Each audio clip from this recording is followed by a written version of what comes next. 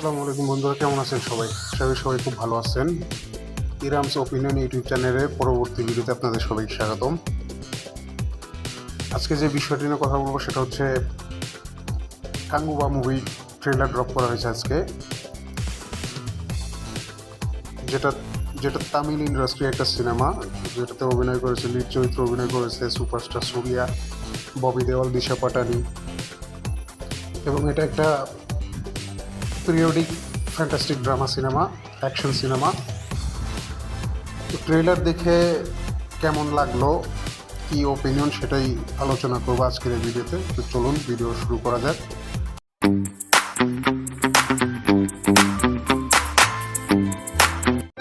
তো বন্ধুরা দেখুন, এই সিনেমার বেশ কয়েকটা প্লাস পয়েন্ট রয়েছে।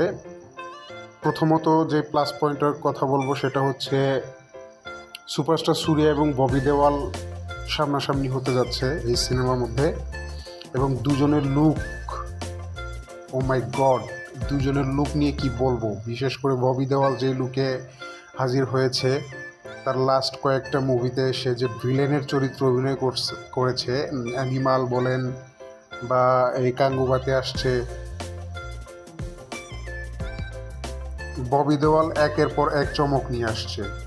কাঙ্গুবাতেও তা অব্যাহত রয়েছে। আর সূর্যার লুক নিয়ে তো কিছু বলারই নেই। সূর্যা তো অন্য লেভেলে চলে গেছে, তার অ্যাক্টিংও খুব ভালো, সে যথেষ্ট ভালো অ্যাক্টর। তার প্রমাণ সে আগেও রেখেছে রোলেক্স চরিত্রে, জয় ভীম সিনেমা দিয়ে, সুরারাই পট্টু। সে যেই লেভেলের অ্যাক্টর, এটা নিয়ে আসলে কোনো কিছু বলার নাই। আর দ্বিতীয় প্লাস পয়েন্ট যেটা এই সিনেমার, সেটা হচ্ছে ভিজুয়ালাইজেশন।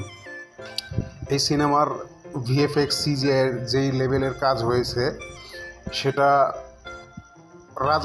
এস রাজামৌলির পরে আমার মনে হয় ইন্ডিয়ান সিনেমাতে এই প্রথম কেউ এই লেভেলের ভিএফএক্স সিজিআই এর কাজ করে দেখালো, শিবা অ্যান্ড টিম।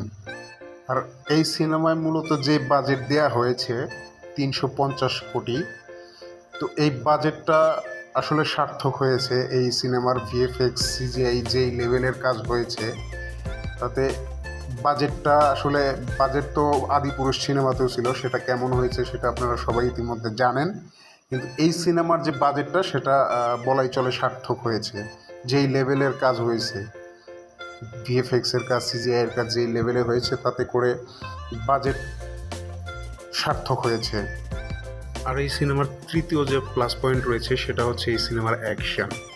এই সিনেমার অ্যাকশনে এমন কিছু দৃশ্য ধারণ করা হয়েছে যেগুলো আগে কখনো ইন্ডিয়ান সিনেমাতে দেখা যায়নি। যেরকম আপনার কুমিরের একটা দৃশ্য রয়েছে, পানির নিচে অনেকগুলো কাটা হাত নিচের দিকে যাচ্ছে, দৃশ্য রয়েছে। এরপরে দেখা যাচ্ছে গলার মধ্যে তলোয়ার ঢুকিয়ে দিচ্ছে, সেরকম একটা দৃশ্য রয়েছে। তীরের সাথে সাপ পেঁচিয়ে তীর নিক্ষেপ করছে, সেই দৃশ্যগুলো, এরকম অ্যাকশন আসলে ইন্ডিয়ান সিনেমাতে আগে কখনো দেখা যায়নি। তো অ্যাকশন কিন্তু এই সিনেমার জন্য খুব বড় একটা প্লাস পয়েন্ট হতে যাচ্ছে অ্যাকশন মুভি লাভারদের জন্য। আর চতুর্থ যে প্লাস পয়েন্টটা রয়েছে সেটা হচ্ছে এই সিনেমার মিউজিক।